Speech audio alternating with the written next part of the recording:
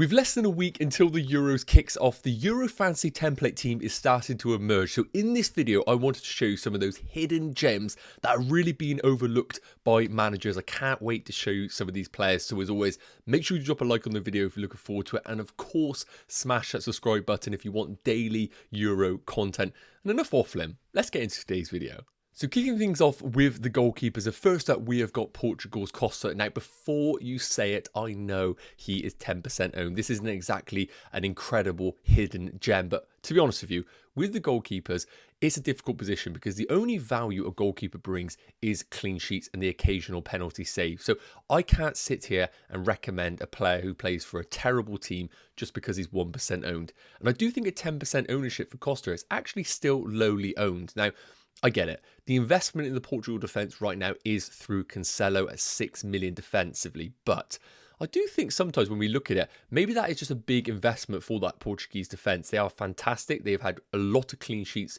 during the qualifying stages, but if you think that the 6 million bracket defender isn't where you want to allocate towards Cancelo, I think Costa is a brilliant alternative for your teams. I think at 5 million, he is the best value goalkeeper. I actually would put him probably just ahead of Jordan Pickford, just because of the defensive worries we are seeing in this England team, whereas Portugal are coming in pretty well stacked defensively. The other thing I will say, obviously, with Cancelo is, could we see rotation? I don't think we will, but they are really well stacked in the fullback areas with Semedo, with Diego Dallo, and obviously Mendes on the left-back department. So Costa's fantastic. Verbruggen, the other one, we have had confirmation from the manager that Verbruggen will be the #1 goalkeeper for the Netherlands. Now, he's only 4% owned, and I'm really shocked at this because I think the Netherlands group is okay. It's not amazing, don't get me wrong, but it's not too bad. With the defenders that they have in this squad, with Van Dijk, of course, with Van der Ven, with Nathan Ake, with Frimpong, they have a really solid base in terms of their defensive structure. And I think Verbruggen at 4.5 million is by far and away the best value keeper at that price. Now, the issue and the reason why I like this combination is, if you go for the Pickford-Verbruggen combination, they both play on the same day in match day 1. So you actually have to just pick one of your goalkeepers and you don't get the luxury of chopping and changing. This combination gives you that, and it also means you're saving money in the defensive areas. It means you can not go for Cancelo if you don't want to at 6 million. You don't have to pay 6 million for Van Dijk, and you still get your coverage in those teams with those goalkeepers. So Costa, Verbruggen, I think, are actually being overlooked and are brilliant options for your team. Moving into the defenders, and of course this is where it gets a bit more tasty. So first up, we have got Italy's Di Lorenzo, who is that other fullback as opposed to Di Marco, who is currently the leading defender in that Italian defence from an ownership perspective. Di Marco currently 20% owned, Di Lorenzo at 9%, and I totally get it. I still think Di Marco is the better choice just because he is 0.5 million cheaper, but again, if you want to go a little bit different to the other managers, Di Lorenzo is a fantastic option for your teams.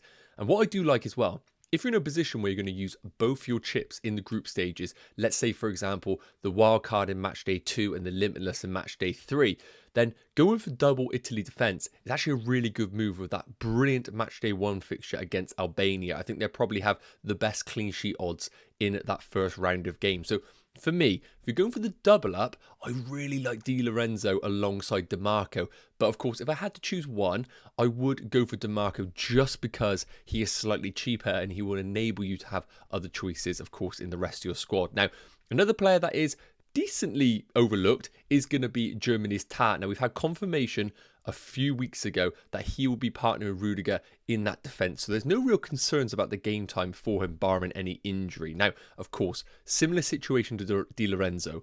There is just a cheaper option in that Germany defence, which is going to be Mittelstadt. Playing left back, it doesn't look like he's lost his position and he will be starting match day 1. However, if we do get some uncertainties that Mittelstadt might have doubts, Tar is a brilliant alternative at 4.5 million. Are you going to get any glitz and glamour? Not really, but with that brilliant first fixture against Scotland, where I would anticipate Germany to have a comfortable victory, he is more of a safer option in that Germany team if you have doubts on Mittelstadt. But at the time recording, I still would prefer Mittelstadt over Tar. But the same principle once again. If you're in a position where maybe you're using your chips in match day 2 and match day 3, my recommendation would be going for the double Italy defence, Di Lorenzo and Di Marco, and then maybe going for a double Germany defence in Tar and Mittelstadt. Don't touch the goalkeepers. Donnarumma at 6 million is way too expensive, and the same applies for Manuel Neuer in this Germany team. Now, the one that is really starting to appear, but I'm really surprised at his ownership, is going to be Marc Guy. At the time of recording, he's only 2% owned. Now, the reason why there has been an increase in kind of appreciation for Marc Guy is because the injury to Harry Maguire, where he's now ruled out of the Euros.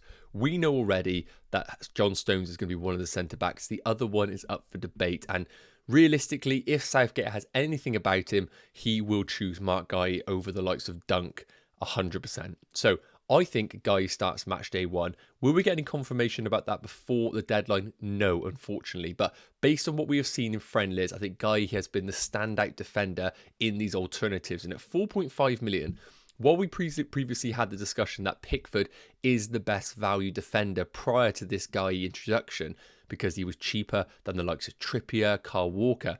Now we have got an option at 4.5 million where if he has a good match day 1, I would expect him to be consistent throughout the entire tournament. I think Southgate will look to have a partnership with Guy and Stones during the whole thing. And if that happens at 4.5 million, this is a no-brainer for your teams if you want an England defensive option, because I know a lot of managers now are actually moving away from the England defence with all these uncertainties going into the tournament. I'm actually one of those managers right now, but if you're going for the England defence, I think Guy starts, and I really do like him as a pick. Now, next up, Akanji, a little bit of a left field one here because it's difficult for me to sit here and justify paying 5 million for Akanji. He's currently 5% owned, and I would argue he actually has decent fixtures, especially in the opening few match days. He kicks things off against Hungary, then he has match day 2 against Scotland, and then in match day 3 he has that tricky game against Germany. So if you're in a position right now where maybe you were using your limitless chip in match day 3, I think Akanji ticks a lot of those boxes right now. But again, it comes down to your structure of your team. How are you planning to do things? Are you going for one premium at 6, maybe a 5.5, 1 5 and 2 4 millions? And if that is the case, I struggle to pick Akanji over someone like maybe a DeMarco in that Italian team. But I really do like the 2 fixtures for Switzerland. They're a really solid team. Akanji picked up a goal in qualifying as well. So for me, Akanji isn't an amazing option, but he is a bit of an overlooked asset, and I do like him at 5 million and 5% owned. Now, last up is going to be Wout Faes in this Belgium team, playing centre-back, still less than 5% owned. And at 4 million, I think he's a brilliant option for your teams. Now, same thing applies. You could go to someone like a Castagne at 5 million, who probably would be a better option from an attacking perspective. However, I do think that Wout Faes' game time is pretty locked in, and at 4 million, really difficult to argue this one, especially when we are trying to free up some funds in the squads. I really do like him, and the squad actually is okay going into this tournament. I don't think it's the golden generation that we have seen in years gone by, but I don't hate this Belgium team either. I think they could be good value, especially when we look at the fixtures with Slovakia in match day 1, Romania in match day 2, and Ukraine in match day 3. I don't look at those teams and think that they are filled full of attacking assets. And I think it could be actually quite a fruitful qualifying stage for Belgium, both defensively and offensively. So those are the defenders. I do think a lot of these are being overlooked right now. Let me know your thoughts in the comments. Let's move into the midfielders. Next up, the midfielders, and it is my arch nemesis. For anybody that's been watching the videos, I have been butchering this guy's name every single video. So here we go. Turkey's Çalhanoğlu. I think that is the name. I do apologise if I got it wrong once again. Turkey's Çalhanoğlu is going to be my first hidden gem, I'm going to call it. Now, 6.5 million. I think a lot of the active community already know about him. But for me, I really prefer him over the likes of Rodri. And I know Jorginho's cheaper, but look, on penalties, yes, I know Rodri is as well, but he has been a goal scorer in his respective team at Inter Milan. Now, he hasn't scored in qualifying, hasn't picked up any assists. It isn't the best selling point right now, but with the fixtures for Turkey, especially in that first game against Georgia, I think that is a brilliant fixture for somebody like this. He could be a real differential, and only 6% owned.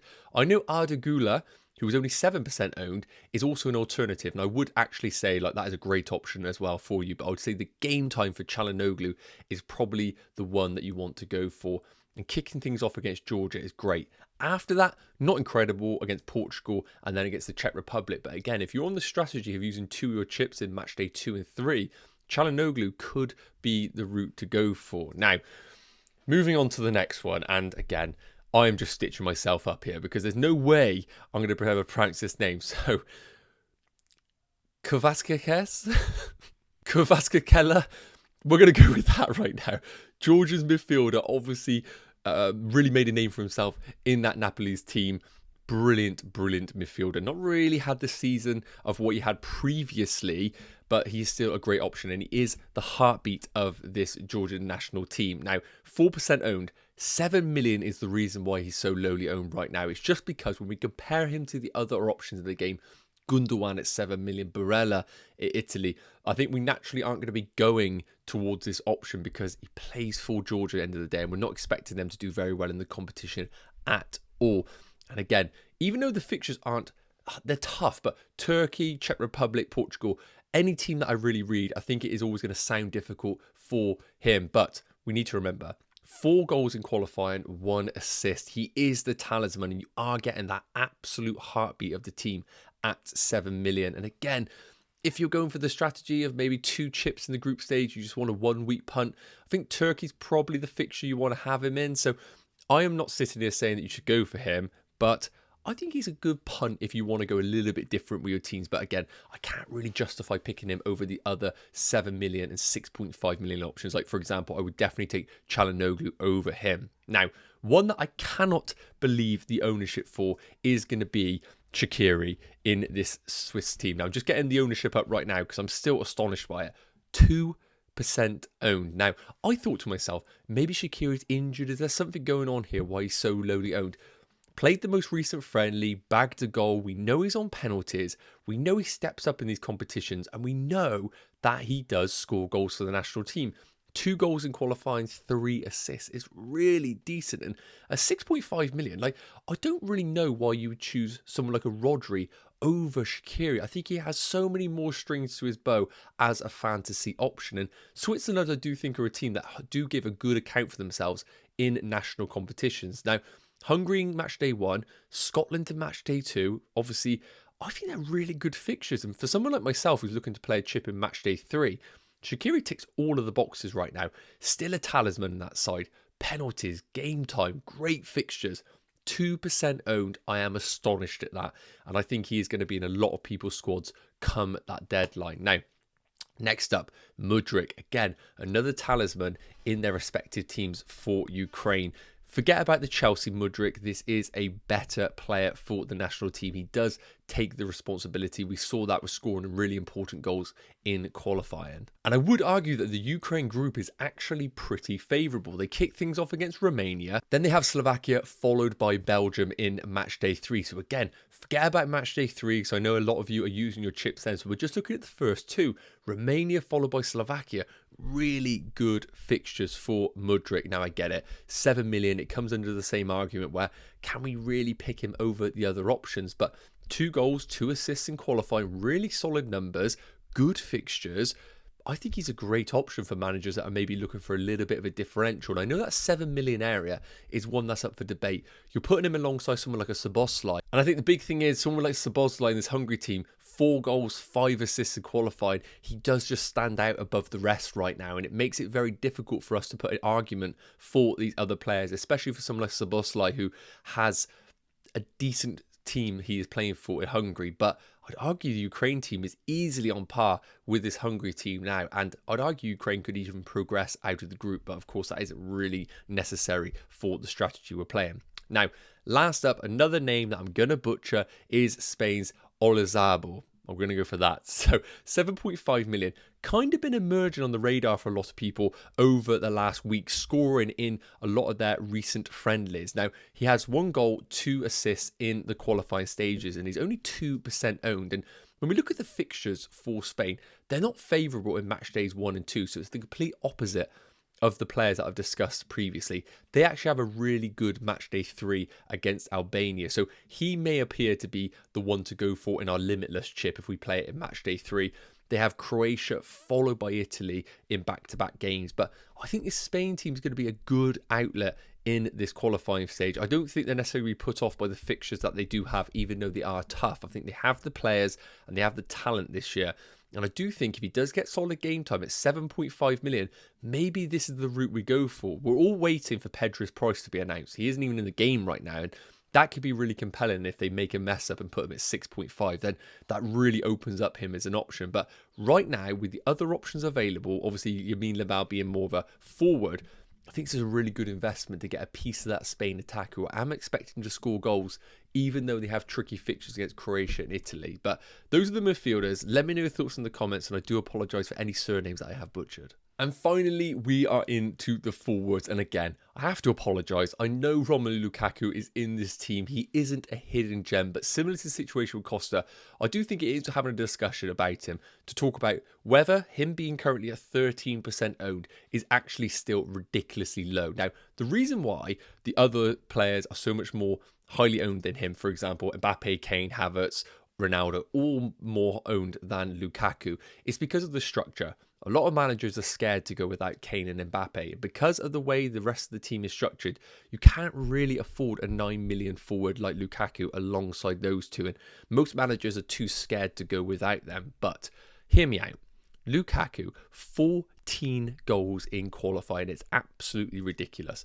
We know he's on penalties. He is going to play every minute as long as they are still in the competition and still fighting for something. Obviously, all players are at risk of rotation if they qualify by match day 2. But again, you're playing your chip in match day 3 most likely, so you can just take them out if that were to happen for this Belgian team. And we expect them to qualify.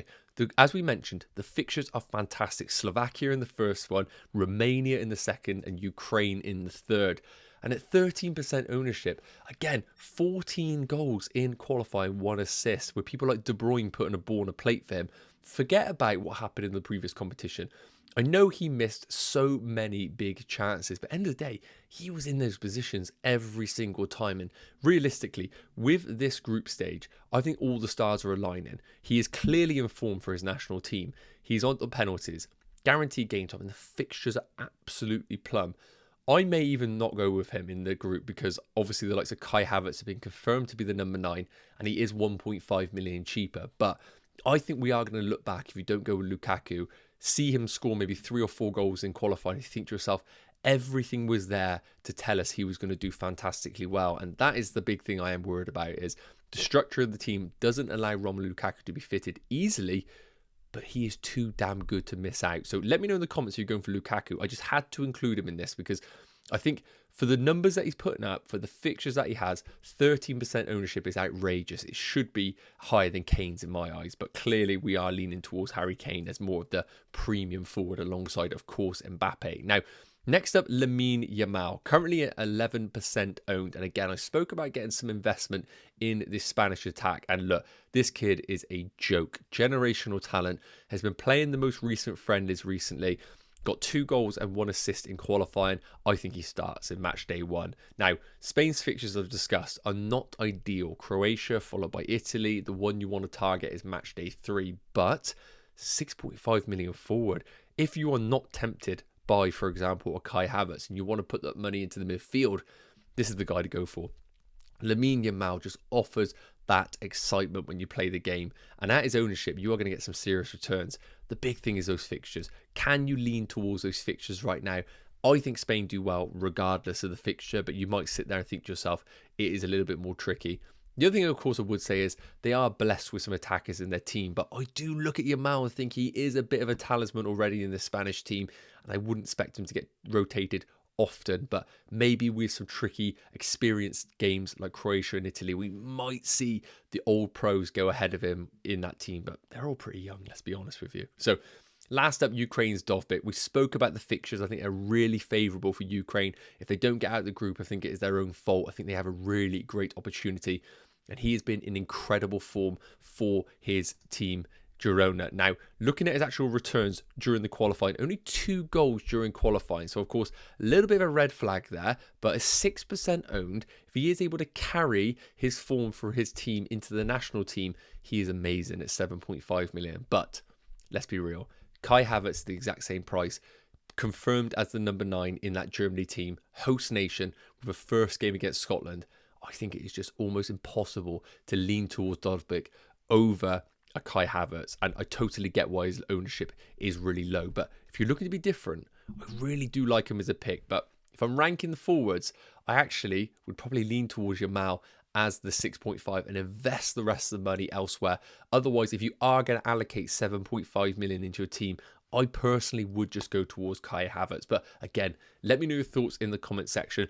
This is how the hidden gem team would look, and I think some of these are going to definitely make it into my own personal team. For example, Costa, Gueye, Kalahoglu, can never pronounce it, Shaqiri. All of these will be in my team, I'm certain. Yes, guys, okay, that is going to wrap up today's video. As I said, yes, there were a few players who weren't hidden gems, but I would like to think there were enough in here to get you thinking about who could actually be a bit of a differential in your team. And as I mentioned, some of those are certainly going to be in my personal draft. As I mentioned, if you enjoyed the video, please do consider dropping a like and smashing that subscribe button. The plan is daily Euro content between now and the end of the tournament, so I can't wait to bring you that over the next few weeks. Have an amazing day, and I will see you in the next one. Take care. Cheers.